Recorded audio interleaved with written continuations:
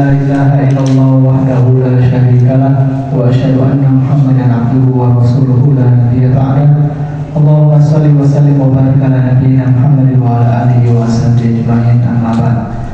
Bapak Ibu jamaah kajian Ahad pagi dari PCM Keraton ya. Yang semoga kita semuanya senantiasa PCM dan PCA Keraton. Yang semoga semua kita semua dan senantiasa dilindungi dari rahmat oleh Allah Subhanahu wa taala. Tentu yang pertama mari kita sama-sama bersyukur kepada Allah Subhanahu wa taala atas segala limpahan nikmatnya di mana kita masih diberi umur yang panjang, masih diberi nikmat sehat, dan tentu yang lebih besar nikmat yang telah Allah berikan kepada kita adalah nikmat hidayah iman dan Islam, yang mana dengannya kita semoga menjadi bagian daripada orang-orang yang dijanjikan oleh Allah Subhanahu wa taala masuk dalam surga-Nya. Amin ya rabbal alamin. Jemaah rahimakumullah, kalau ada pepatah tidak ada harapan akan terjadi, dan seharusnya ini mungkin sampai semuanya segoro ini.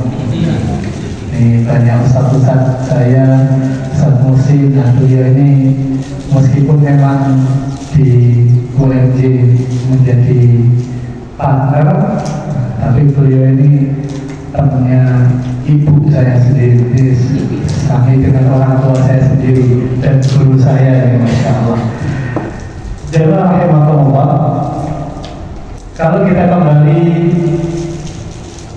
mengenal atau mengulik kembali kisah bagaimana ketika Allah Subhanahu wa taala menciptakan manusia di atas muka bumi ini, di mana Allah Subhanahu wa taala mengatakan dalam surat Al-Baqarah ayat ke-30, Allah mengatakan wa in qala rabbuka lil malaikati inni ja'ilun fil ardi khalifah.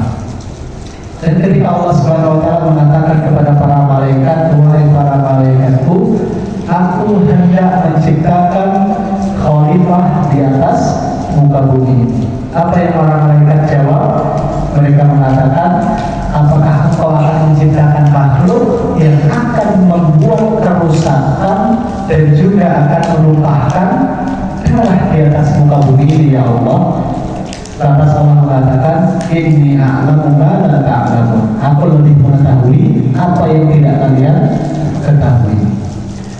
Dan akhirnya kemudian Allah Subhanahu wa taala menciptakan Adam alaihissalam, dan dalam penciptaan itu Allah Subhanahu wa taala memberikan kelebihan kepada Adam alaihissalam, dan akhirnya apa yang terjadi? Ketika itulah Allah Subhanahu wa taala memerintahkan seluruh malaikat untuk bersujud kepada Adam. Wa qala rabbuka lil malaikati wa qulna lil malaikati isjudu li Adam fasajadu illa iblis. Semua malaikat sujud kepada Adam kecuali iblis. Aba wastakbar wa kana minal kafirin. Yang namanya iblis itu menolak dan menyombongkan diri. Dan sesungguhnya mereka termasuk golongan orang-orang yang kafir, orang-orang yang ingkar. Sebenarnya jemaah rahimakumullah, kalau kita melihat daripada bagaimana kisah yang Allah cantumkan di dalam Al-Quran ini, di situ kita akan melihat pada saat itu ketika iblis tidak mau bersujud kepada Adam alaihissalam, di situ mulailah benih-benih muncul permusuhan antara manusia dengan iblis. Karena ketika diminta untuk bersujud saja sudah tidak mau, merasa lebih baik. Khalaqtani min narin wa khalaqtahu min tin. Aku diciptakan dari apa? Api, dan manusia diciptakan dari tanah. Merasa dirinya lebih unggul sehingga menyombongkan diri. Ketika muncul benih-benih permusuhan, apa yang terjadi? Disitulah kemudian iblis mulai menggoda Adam alaihissalam, yang akhirnya berdampak pada Adam diusir dari surga. Fa'azallahu asyaitanu anha fa'akhrajahuma mimma kana fi. Dan akhirnya apa? Syaitan itu menggelincirkan keduanya, Hawa dan Adam dan Hawa, dan kemudian apa? Keduanya pun dikeluarkan oleh Allah Subhanahu wa taala dari surga dan seluruh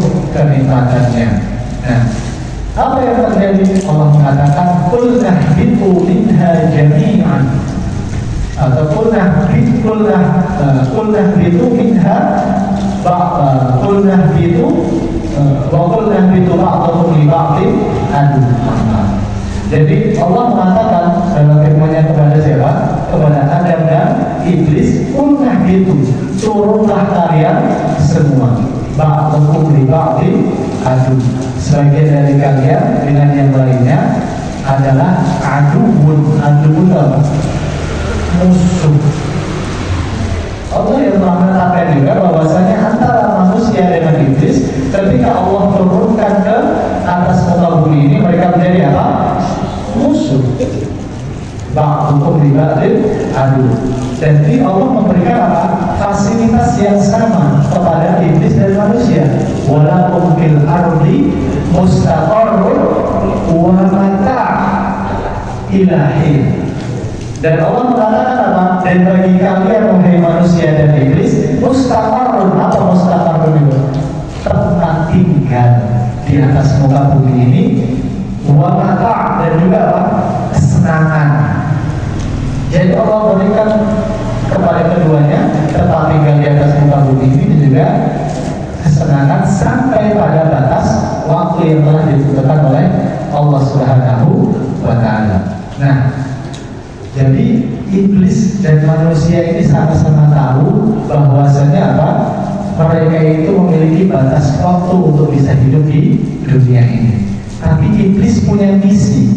Apa misinya? Menjerumuskan manusia supaya mereka menjadi bagian daripada golongannya.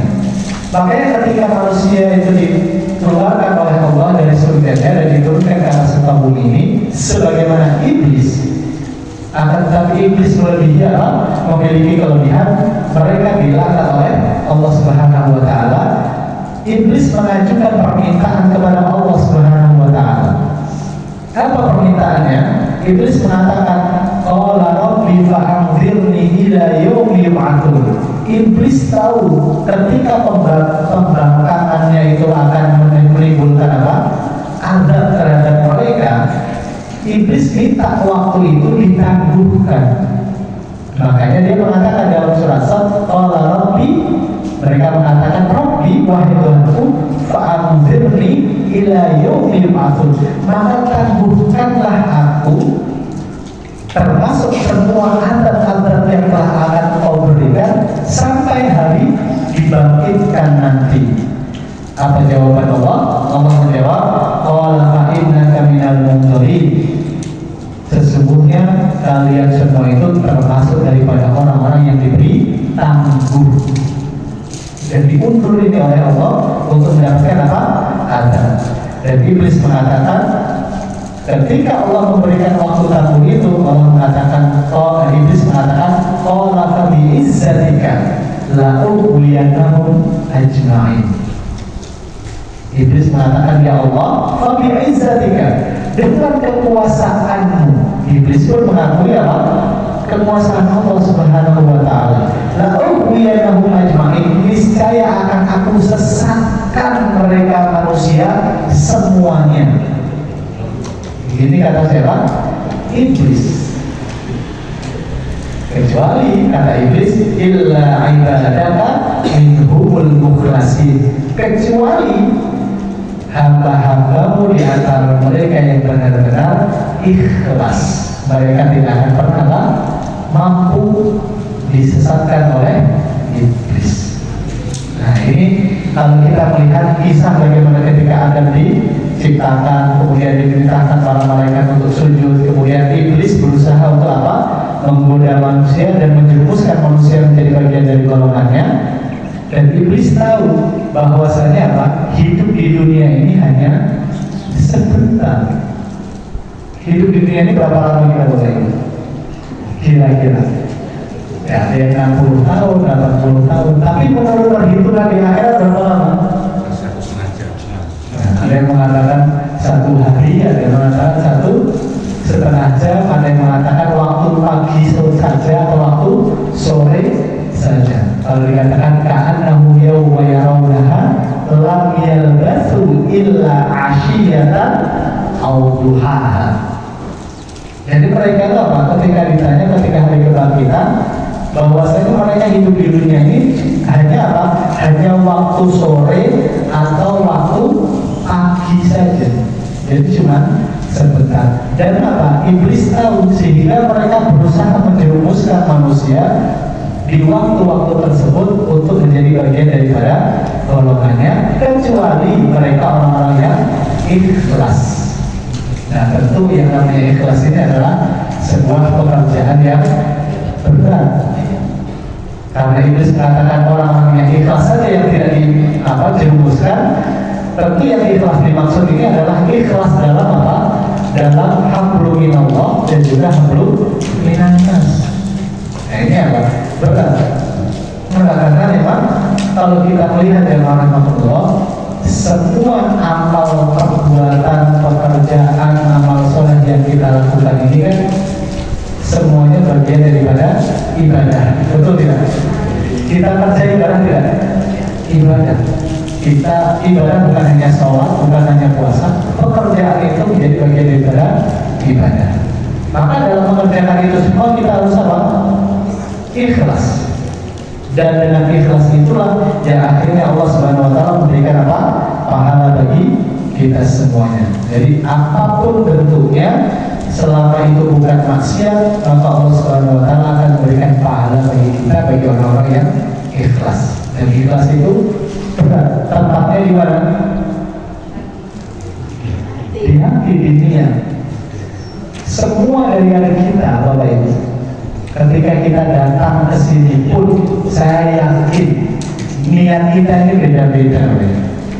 Ada yang datang pengen silaturahim, ketemu dengan kawan-kawannya. Ada yang datang pengen menuntut ilmu. Ada yang datang pengen dapatkan snack. Ada saja. Nah, ini masalah niat. Sehingga niat itu berbeda-beda, amalan kita pun berbeda-beda. Maka Allah SWT mengatakan apa? Inna sa'yakum lasyatta. Dalam surat Al-Lail Allah mengatakan sesungguhnya usaha kalian itu berbeda-beda. Apa yang berbeda pertama kali? Dari niat. Niat kita saja sudah berbeda-beda. Ketika kita datang, ketika kita beribadah, ketika kita bekerja, berbeda-beda. Yang kedua yang beda apa? Amalan kita. Ada di antara kita yang suka sholat, ada yang suka puasa, ada yang suka sedekah, ada juga yang suka maksiat. Betul tidak? Cuma Allah saja belum buka aib kita, masih ditutup oleh Allah Subhanahu wa taala. Ini amal kita yang berbeda, beda. Yang ketiga apa? Beda dalam terkait masalah hasil. Niat kita beda, amalan kita beda, hasilnya juga beda. Berapa banyak orang yang pekerjaannya cuma duduk, ternyata lebih sukses dari diri kita. Betul tidak? Orangnya mungkin duduk di depan laptop, jebul lebih sugih di mata ini. Banyak tidak? Banyak orang yang bekerja banting tulang sedemikian rupa letihnya, tapi hasil yang mereka dapatkan tidak sebanyak daripada orang yang mungkin apa? Cuma pekerjaannya duduk-duduk di depan komputer. Betul tidak? Hasil berbeda-beda. Maka Allah mengatakan inna sa'yakum lasyatta. Sesungguhnya usaha kalian itu pasti akan berbeda-beda. Nah, sehingga kita harus menyadari Bapak Ibu, ketika Allah mengatakan usaha kita berbeda, niat kita berbeda, termasuk rezeki kita pun pasti akan berbeda. Dan itu menjadi apa? Sunnatullah, takdir yang Allah telah apa? Tetapkan atas diri kita. Bukankah Allah mengatakan nahnu qasamna bainahum ma'isyatahum fil hayatid dunya. Kami telah membagi bagi mereka, yakni bagi apa? Manusia, ma'isyatahum, penghidupan mereka. Jadi rezeki kita, umur kita, semua yang terkait dengan apa? Terkait dengan apa yang menjadi penghidupan kita di dunia ini telah ditentukan, telah dibagi oleh Allah Subhanahu wa taala dalam apa? Kehidupan kita, fil hayatid dunya, di dalam kehidupan ini. Tapi Allah mengatakan apa? Wa rafa'na ba'dahum fawqa ba'din darajat. Dan Allah itu apa? Mengangkat sebagian daripada kita situ ada yang beda. Kita nggak akan pernah sama.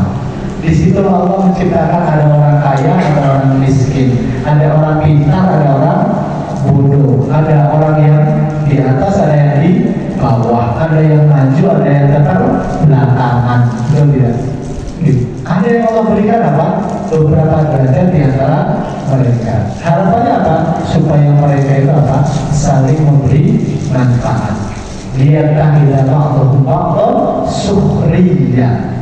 Supaya mereka itu apa? Saling mengambil manfaat, saling tolong menolong, saling bantu membantu. Nah, ini merupakan bagian daripada takdir yang Allah tetapkan kepada diri kita. Jadi rangkaian dalam apa? Muamalah. Jadi kembali lagi ke kisah awal. Ketika Allah menjadikan kita ini apa? Manusia yang mana kita membutuhkan muamalah ma'annas, muamalah juga ma'allah. Dalam sebuah aspek itu kita harus menghadirkan yang namanya apa? Ikhlas. Dan ikhlas itu tadi apa? Berat. Disitulah syaitan masuk. Untuk apa? Untuk menggoda manusia supaya mereka itu tidak apa? Supaya mereka tidak ikhlas dalam melakukan semua amal solehnya, supaya mereka tidak terima terhadap takdir yang telah Allah tentukan. Berapa banyak di antara kita yang ketika diuji kita mengeluh, betul tidak? Tidak rela dengan ujian kita. Mau apa ya kok loro orang mari, mau apa ya kok aku sebanding tulang rasuke suge. Itu banyak seperti itu. Ada juga ketika kita beribadah, hati ini masih digoda oleh syaitan untuk supaya tidak ikhlas. Maka Imam Ibnu Qayyim al-Jauzi dalam kitabnya Bada'i'ul Fawaid mengatakan bahwasanya syaitan itu akan terus menggoda dan mengganggu manusia dengan 6 perkara. Jadi bukan hanya keikhlasannya saja, semua itu akan digoda oleh syaitan dengan 6 perkara. Pertama, syaitan akan berusaha menggoda manusia dan menjerumuskan manusia ke dalam perkara-perkara yang apa? Yang mendatangkan murka Allah. Itu bagian daripada perbuatan apa? Perbuatan syirik atau menggoda manusia kepada kekafiran. Itu yang pertama. Ini kata Imam Ibnu Qayyim. Jadi syaitan itu berusaha menjadikan orang muslim ini yang sudah beriman kepada Allah ikhlas dalam beribadah. Bagaimana orang ini bisa kafir, bisa melakukan perbuatan syirik. Kenapa perbuatan syirik? Karena itu adalah perbuatan yang paling besar di sisi Allah Subhanahu wa Ta'ala, yaitu bentuk menduakan Allah Subhanahu wa Ta'ala. Maka Allah mengatakan dalam surat An-Nisa, Allah mengatakan apa? Innallaha la yaghfiru an yushraka bihi wa yaghfiru ma duna dzalika liman yasha. Sesungguhnya Allah Subhanahu wa Ta'ala tidak akan pernah mengampuni orang-orang yang melakukan dosa syirik, dan Allah akan mengampuni semua dosa kecuali dosa syirik. Dan setan berusaha untuk menjerumuskan manusia ke arah itu. Nah, orang Allah saja, manusia saja tidak mau diduakan, ya apalagi zat yang menciptakan kita. Nah, itu merupakan dosa yang sangat besar. Dan kalau kita melihat fenomena di masyarakat saat ini, dan itu ternyata banyak di antara mereka yang sudah tergelincir daripada godaan setan yang pertama. Kita melihat Bapak Ibu ketika malam syuro kemarin, berapa banyak yang orang-orang terjerumus ke dalam apa? Pintu kesyirikan. Ada yang tawaf lah, ada yang mencuci pusakanya lah, ada yang percaya tahayulnya lah, begitu kan? Ini kan bentuk apa? Kesyirikan. Tahayul termasuk tahayul itu percaya terhadap sesuatu yang belum tentu terjadi. Kayak misalkan kalau kita percaya Bapak Ibu punya putra putri, berarti tidak menikahkan putra putri Bapak Ibu di hari syuro. Dulu kita memiliki kita memiliki bisnis gitu ya, memiliki mitos bahwasanya ketika menikah di hari syuro itu akan mendatangkan apa? Bencana. Jadi tamali orang bilang. Sehingga meskipun itu hari libur, tidak ada yang berani untuk menikahkan putra putrinya di hari syuro. Belum lagi orang-orang yang percaya dengan jimat lah, dengan macam-macamnya yang itu bentuk daripada apa? kekufuran. Jadi sebuah kesyirikan menjadikan orang itu setara dengan orang-orang kafir. Ini yang apa? Yang menjadi problem pertama yang mereka syaitan itu apa? Syaitan itu akan berusaha untuk menjerumuskan manusia pertama kali ke dalam apa? Kesyirikan. Nah, yang kedua, syaitan berusaha menjerumuskan manusia ke dalam perkara-perkara yang tidak dicontohkan, tidak ada turunannya dari Rasulullah SAW. Nah, ini kaitannya adalah ibadah. Lalu sering kita kenal dengan yang namanya apa? Bid'ah. Kenapa Imam Ibnu Qayyim mengatakan bid'ah itu menjadi perkara kedua yang berusaha setan menjerumuskan manusia ke dalamnya? Karena beliau mengatakan bid'ah ini lebih berbahaya daripada orang-orang yang melakukan maksiat. Bapak Ibu, zina itu dosa tidak? Mencuri dosa tidak? Dosa. Mohon maaf. Kemudian kalau kita puasa 10 hari berturut-turut di bulan November misalkan atau Desember, dosa tidak? Dosa tidak? Puasa setiap hari Jumat, dosa tidak? Puasa setiap hari Jumat, dosa tidak? Enggak, siapa yang bilang dosa? Puasa bagus tidak? Bagus, tapi khusus dari Jumat. Nah, tapi dosa tidak? Tidak. Betul kan? Tidak ada larangan. Jadi banyak perkara-perkara. Kenapa kok mereka ketika kenapa kok Imam Ibnu Qayyim mengatakan bid'ah itu lebih berbahaya daripada orang yang melakukan maksiat? Karena orang yang melakukan maksiat mengetahui itu adalah perbuatan dosa dan akan lebih terbuka pintu taubat baginya. Kenapa? Karena dia tahu bahwa dia melakukan salah, sehingga dia bisa untuk bertobat kepada Allah Subhanahu wa Ta'ala. Tapi ketika orang terjerumus ke dalam bid'ah, dia tidak tahu bahwasanya dia melakukan salah dan dia merasa itu adalah sebuah kebenaran dan ibadah di sisi Allah, padahal tidak. Padahal perbuatannya apa? Sia-sia. Dan dari perbuatan bid'ah inilah yang akhirnya sedikit demi sedikit menjerumuskan manusia ke dalam kesesatan. Kalau kita melihat sejarahnya orang-orang Syiah, Bapak Ibu, dulu itu pertama kali dimulainya dengan apa? Hulu, berlebih-lebihan dalam memuji dan menyanjung Ali bin Abi Thalib, gitu kan? Tapi kemudian apa? Setelah ada sanjungan seperti itu, ketika Ali bin Abi Thalib dan keluarganya meninggal, mereka mulai apa? Memperingati kematiannya. Betul. Sampai 10 Muharram kalau kita lihat di YouTube, orang-orang Iran itu banyak yang memperingati kematian siapa? Dengan apa? Dengan mencuci badannya sendiri. Memperingati berbagai macam bentuk kematian. Sampai-sampai dari sebuah peringatan itu mereka sampai-sampai mengangkat derajat Ali bin Abi Thalib dan Hasan dan Husain radhiyallahu anhu sebagai apa? Sebagai wali, bahkan ada yang mengangkatnya sebagai Tuhan. Dari sebuah kelebihan, dari sebuah perkara yang tidak dicontohkan dari Rasulullah, tapi kemudian naik kepada penyesatan. Maka mohon maaf, tanpa merendahkan daripada orang-orang yang mungkin memperingati salah satu kematian. Ketika orang memperingati kematian 1 hari, 7 hari, 10 hari, 100 hari, 1000 hari, mungkin pertama kali dimulai dengan apa? Dengan doa. Besoknya lagi dengan sholawatan, besoknya lagi dengan tahlilan, besoknya lagi dengan apa? Mereka tahu bagaimana sesuatu itu biar bisa lebih baik lagi, lebih baik lagi, lebih baik lagi, betul kan? Ketika mereka pengen lebih baik lagi, lebih baik lagi, lebih baik lagi, semakin jauh dia dari jalan apa yang Rasulullah tuntunkan kepada kita. Kenapa? Karena dia merasa itu adalah perbuatan baik.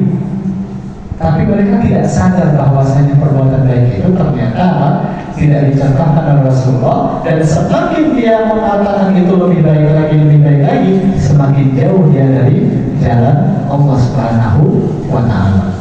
Dan dia nggak sadar. Dan akhirnya menjerumuskan dia adalah apa?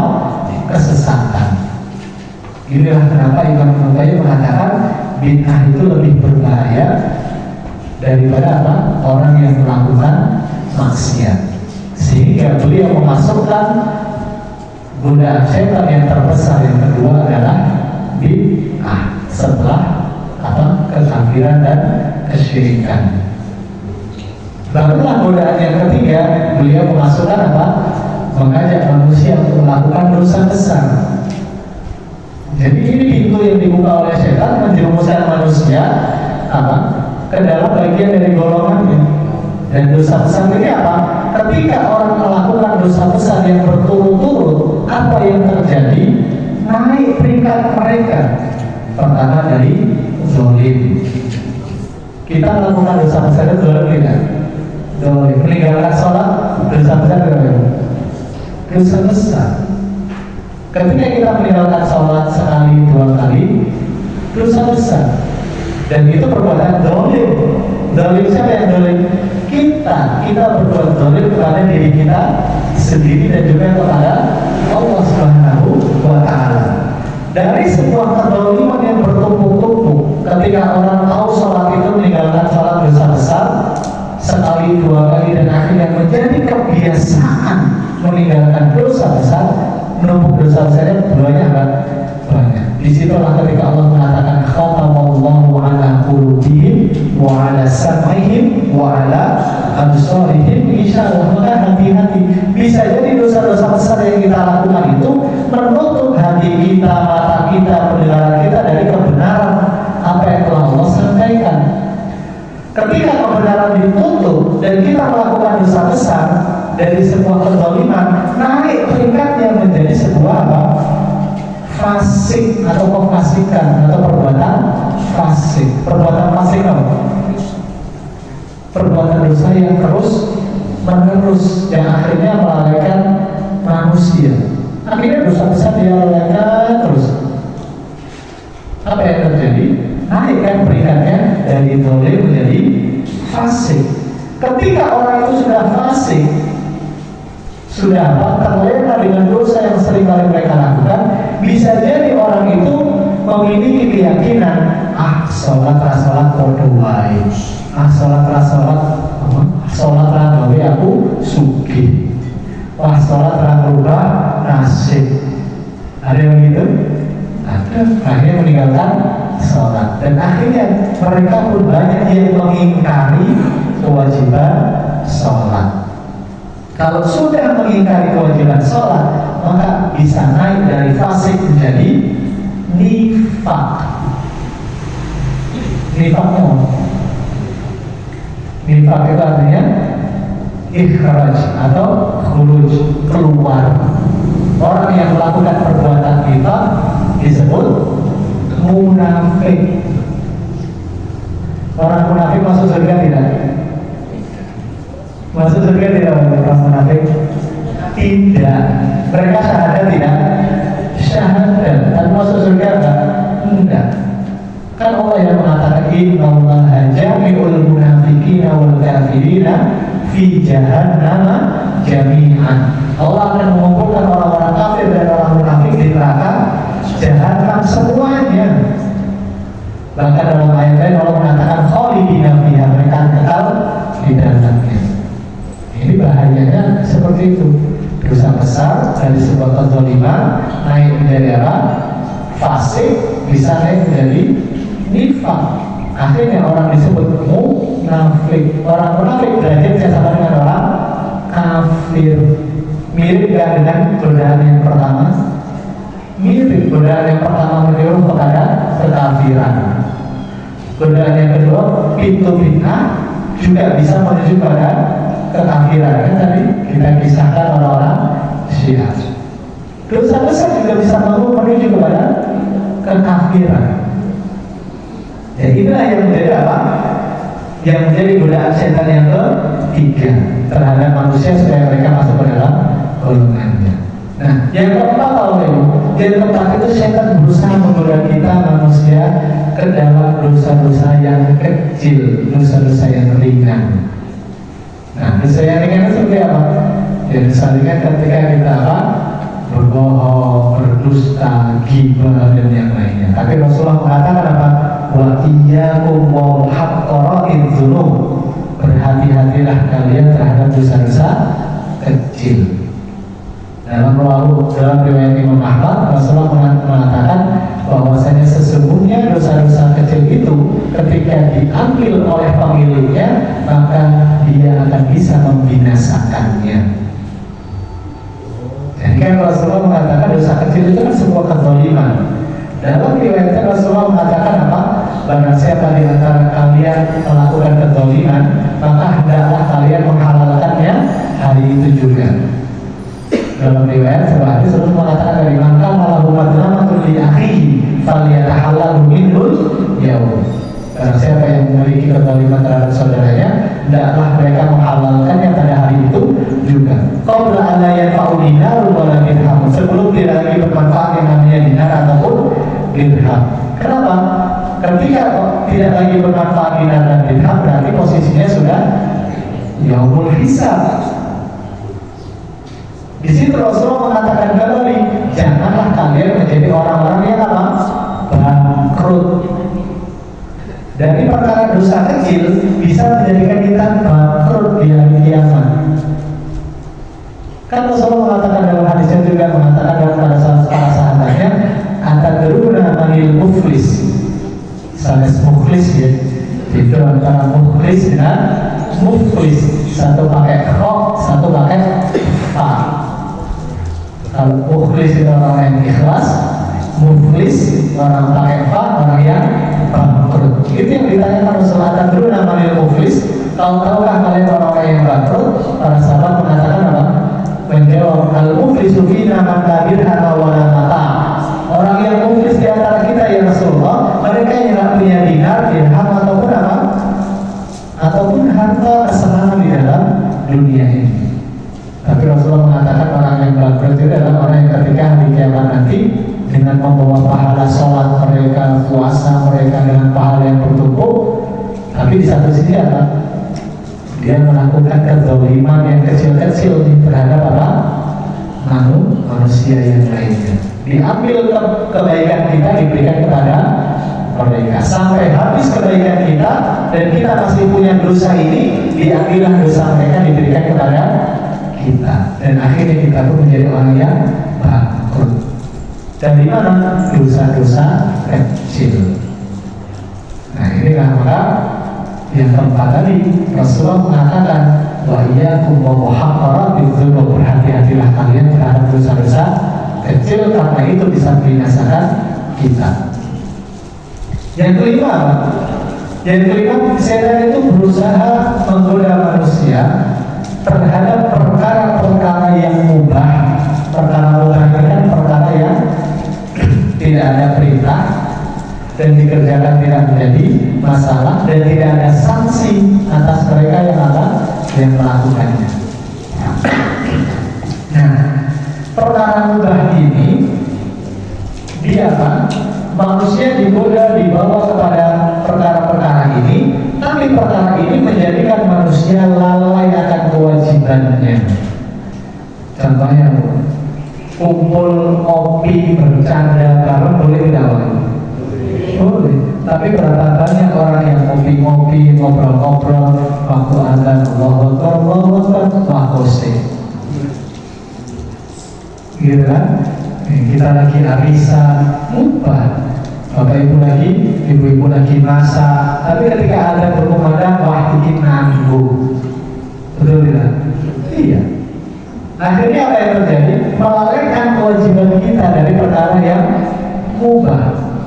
Lama-lama apa yang terjadi? Lama-lama akan menjadi sebuah kebiasaan, Bapak Ibu. Coba kita tanya, Bapak Ibu. Ketika kita biasa ke masjid, mendengar adzan, kita akan terus apa? Berangkat.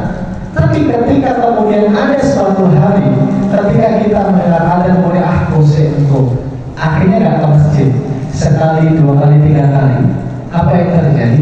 Untuk memulai kembali membiasakan diri ke masjid berat tidak? Berat. Dari perkara yang merubah kebiasaan kita, melalaikan kita untuk menjadikan mereka kembali kebiasaannya berat. Kita biasa baca Quran tiap hari, tiap subuh misalkan, tapi kemudian aku tak nyapu sih, aku tak masak sih, aku tak ini tak itu. Lama-lama menjadi kebiasaan. Kebiasaan baru ini akhirnya meninggalkan apa? Kebiasaan baca Quran. Ini perkara yang mubah, tapi lama-lama meninggalkan apa? Kewajiban. Melalaikan inilah yang akhirnya akan apa? Meneruskan seseorang karena meremehkan menjadi kebiasaan, dan akhirnya apa? Dia pun meninggal sesuai dengan kebiasaannya. Tidak menjadi orang yang ikhlas lagi, tidak menjadi orang yang menutup amal solehnya dengan husnul khotimah. Dari perkara yang apa? Mubah. Lalu kemudian yang keenam apa? Yang keenam, setan menggoda manusia supaya mereka itu apa? Melakukan perkara-perkara yang apa? Yang afdal, tapi ada yang lebih afdal dari perkara itu. Perkara-perkara yang biasa dari perkara-perkara yang afdal, katakanlah begitu. Jadi apa? Mereka menggiring kita supaya kita ini mengerjakan sesuatu yang kita anggap baik, padahal ada perkara-perkara yang lebih baik dari itu. Bapak Ibu, ibu-ibu khususnya kemarin puasa Asyura kan? Puasa. Masih punya utang Ramadan? Nah, alhamdulillah kalau enggak. Kayaknya tidak yang masih punya utang Ramadan? Masih. Maka yang diutama puasa Asyura atau bayar utang Ramadan? Bayar utang Ramadan. Banyak orang mengutamakan yang sunnah daripada yang wajib.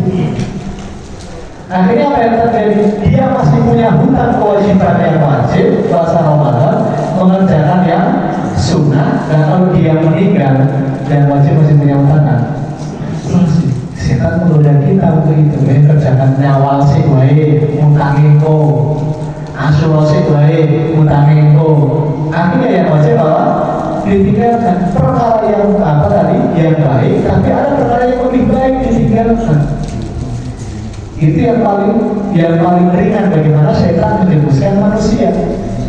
Termasuk Bapak Ibu sering bersedekah nih. Tadi kita ada misalkan infak keliling kita masukkan.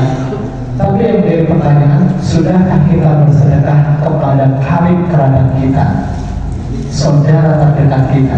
Sudah belum?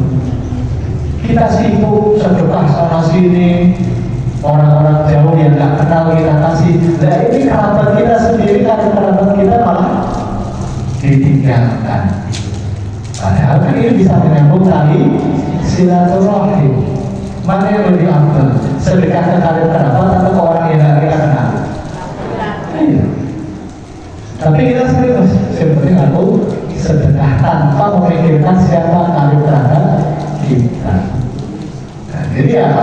Setan itu menggoda kita dari itu perkara-perkara yang baik, padahal ada perkara yang lebih afdal, yang lebih baik daripada itu, sehingga kita meninggalkan perkara-perkara yang afdal itu. Nah, jadi 6 pintu inilah di mana setan menggoda manusia dan akhirnya menjerumuskan manusia ke dalam bagian daripada golongannya.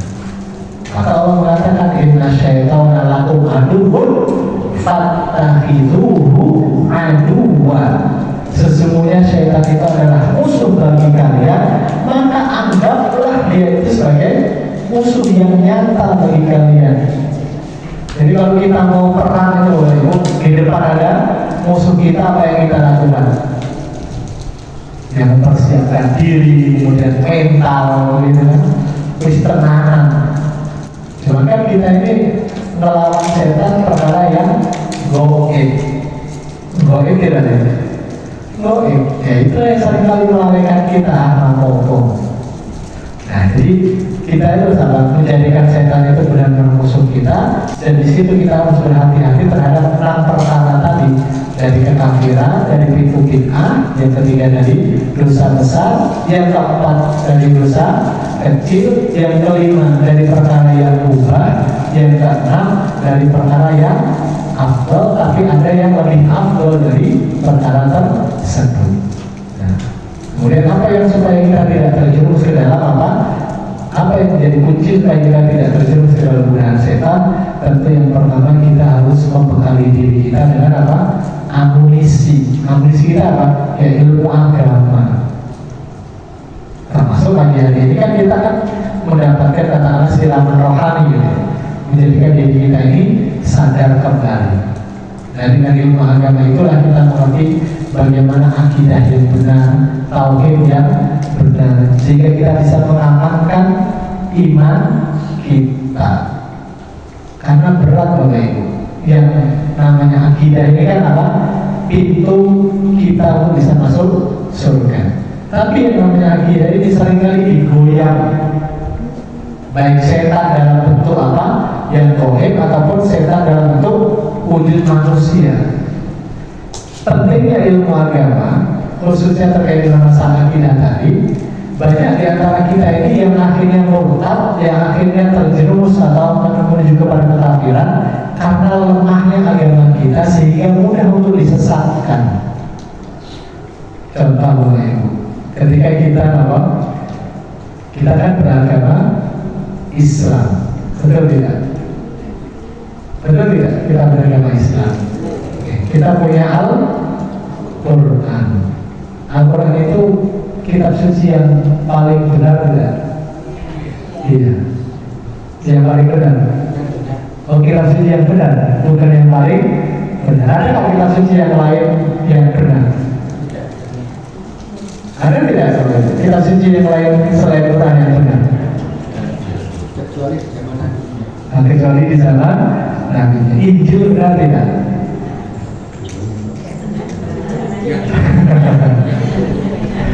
Nah, kita balik lagi, Injil benar ada nggak? Injil ada. Taurat ada nggak? Ada. Benar nggak? Benar di zamannya. Kenapa kok benar di zaman? Berarti Al-Quran itu benar di zamannya dong. Kok bisa mengatakan sepanjang masa? Kapan Al-Quran ditulis? Al-Quran ditulis setelah Rasulullah wafat atau sebelum Rasulullah wafat? Setelah Rasulullah wafat. Apa yang menjadikan dan menjamin Bapak Ibu bahwasanya Al-Quran itu benar dalam penulisannya? Padahal ditulis setelah Rasulullah wafat. Bukankah Injil juga ditulis setelah Yesus wafat? Bukankah Taurat juga sama? Karena Allah yang menjaganya. Kalau saya orang non-Muslim, Allah juga menjaga Injil, dan Injil disebutkan di dalam Al-Quran, Taurat juga disebutkan di dalam Al-Quran, tidak? Iya. Ketika Bapak Ibu mengatakan itu benar di zamannya, Al-Quran juga bisa jadi benar di zamannya. Sekarang sudah benar zamannya. Kenapa kok kita merasa Al-Quran itu yang paling benar? Paling benar, otentik, ada kita suci yang lain yang benar selain Al-Quran. Kok bisa kita mengatakan itu? Al-Quran menerangkan yang paling benar. Berarti ada yang benar yang lain kalau itu mengatakan paling benar. Betul tidak? Nah, dari Al-Quran saja sudah bingung kita lagi. Ketika kita mengatakan itu Al-Quran ada yang benar atau paling benar, Al-Quran ditulis setelah Rasulullah wafat, tidak ada bedanya dengan kitab suci lain yang ditulis setelah nabi-nabi mereka wafat. Kita mengatakan Al-Quran paling otentik, paling benar. Injil juga paling benar bagi mereka. Apa bedanya kita dengan mereka? Apa yang menjamin bahwasanya Al-Quran itu tidak ada kesalahan di dalamnya? Wong ditulisnya setelah Rasulullah wafat. Al-Quran turun kepada siapa? Rasulullah, betul tidak? Dan Rasulullah telah tiada ketika Al-Quran ditulis. Apa yang menjadikan kita mengatakan bahwasanya itu adalah kitab suci yang benar-benar turun dari Allah tanpa adanya kesalahan? Padahal yang menulis siapa? Manusia. Manusia punya dosa tidak? Punya. Sahabat punya dosa tidak? Punya. Yang menulis Al-Quran adalah sahabat punya dosa. Manusia yang seringkali salah. Manusia salah tidak? Salah. Yang menulis Al-Quran manusia berbuat. Mungkin nggak manusia ketika menulis Al-Quran salah? Mungkin, nanti Quran salah. Nah, mungkin salah tapi kita yakini benar. Mau diambil lagi nanti. Nah, ini pentingnya agama. Itu baru dari sudut Al-Quran saja, belum lagi sudut apa?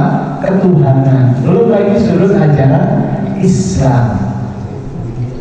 Itu kenapa kok banyak orang murtad, banyak orang kafir, karena mereka tidak memahami betul ajaran Islam, khususnya terkait masalah akidah, masalah kita sucinya, ajarannya.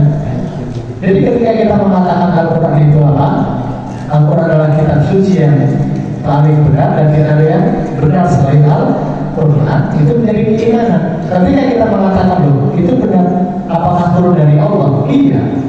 Tapi kenapa ditulisnya setelah Rasulullah wafat? Ya karena memang pada saat itu Rasulullah pun melarang untuk ditulis Al-Quran. Tapi karena ada kejadian banyaknya para penghafal Al-Quran, mereka wafat dalam syiarkan Islam. Disitulah para sahabat berijtihad untuk membukukan Al-Quran ke dalam sebuah mushaf. Dan ketika Al-Quran ditulis, ada nggak sahabat yang menghafal Al-Quran sebelum Al-Quran ditulis?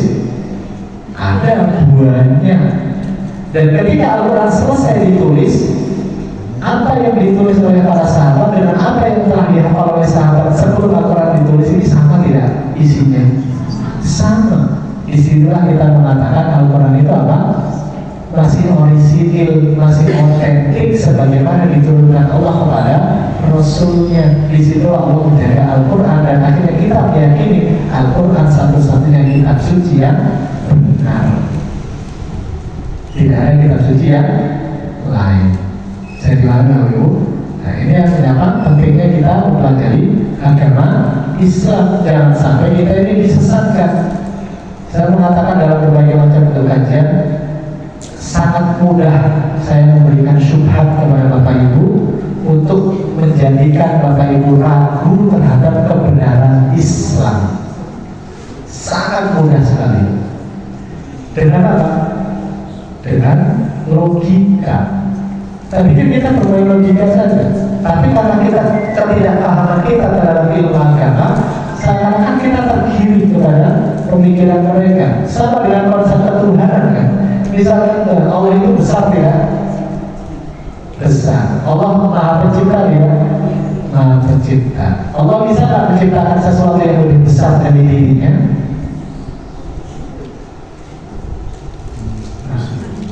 Bisa.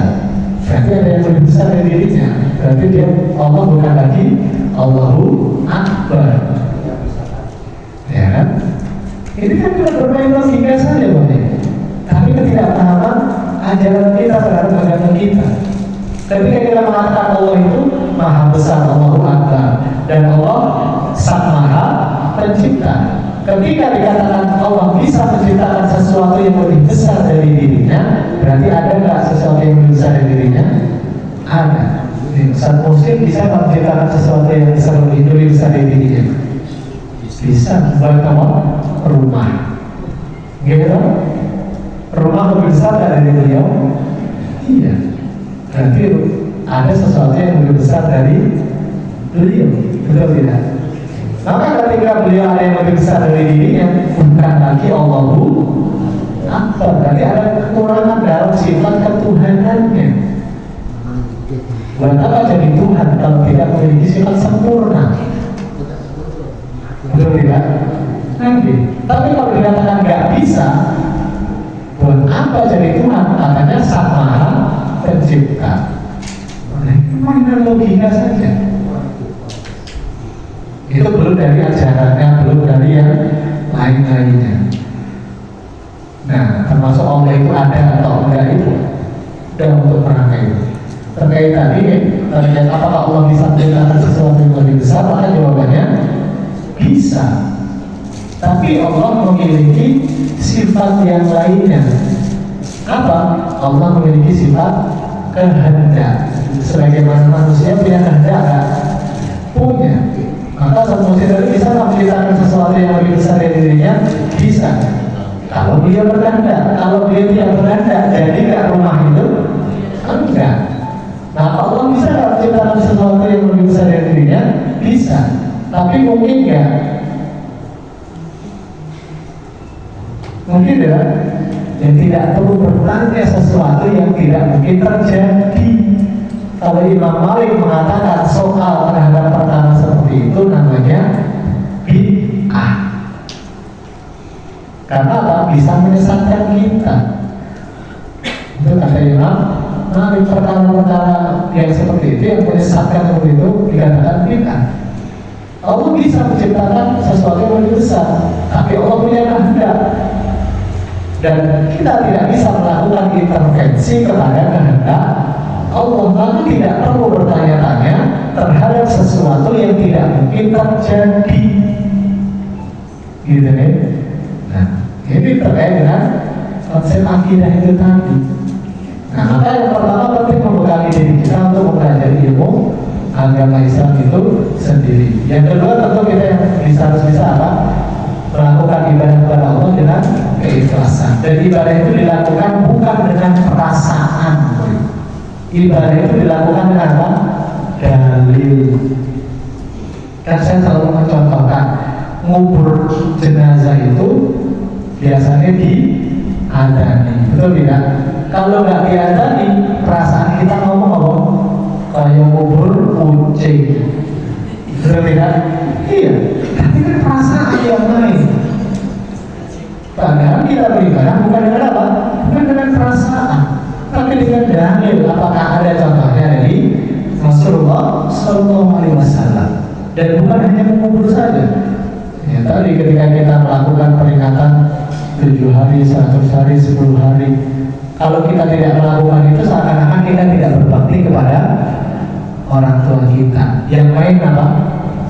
Perasaan. Bukankah kita setelah sholat bisa berdoa, kapanpun bisa berdoa? Nah, ini terkait yang kedua. Jadi ketika kita melakukan ibadah, jangan mengedepankan apa? Perasaan. Tapi yang harus digunakan adalah wahyu dan juga dalil. Nah, yang ketiga, kunci supaya kita tidak terjerumus ke dalam godaan setan, supaya kita apa? Harus bisa menjauhi perkara-perkara yang yang haram. Kenapa? Karena perkara yang haram itu bisa mematikan hati kita. Sedikit dari perkara yang haram yang syubhat itu, akhirnya apa? Kita pun bisa mati hati kita, dan akhirnya kita pun terjerumus ke dalam apa yang dianggap biasa oleh diri kita, padahal memiliki dampak dosa yang besar. Dan yang keempat, tentu kita harus senantiasa berdoa kepada Allah, meminta hidayah dan taufiknya agar senantiasa diberikan petunjuk ke jalan yang lurus. Nah, ini kunci supaya Allah kita tidak terjerumus ke dalam 6 godaan setan yang sebagaimana disebutkan oleh Imam Ibnu Qayyim tadi. Demikian Bapak Ibu yang bisa kita bahas pada kesempatan pagi hari ini. Mohon maaf agak terbatas sedikit. Terlalu boleh. Mungkin ada pertanyaan, mohon silakan sebelum kita tutup.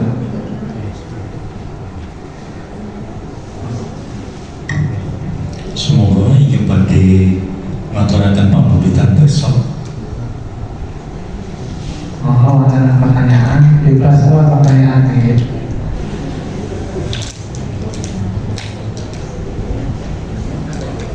Alhamdulillah yang konten-konten.